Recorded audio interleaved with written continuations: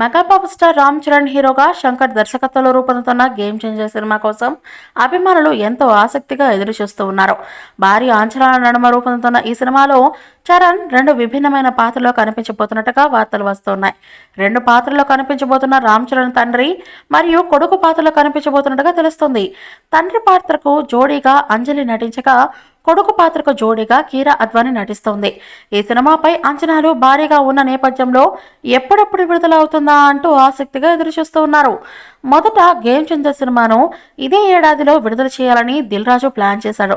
కానీ పరిస్థితులు అనుకూలించకపోవడంతో సినిమా ఆలస్యం అవుతుంది. వచ్చే ఏడాది సంక్రాంతికి అయినా సినిమాను విడుదల చేస్తారా అంటే అనుమానమే అన్నట్లుగా టాక్ వినిపిస్తోంది. సంక్రాంతికి సమ్మర్లో సినిమా విడుదల అయ్యే అవకాశం ఉంది.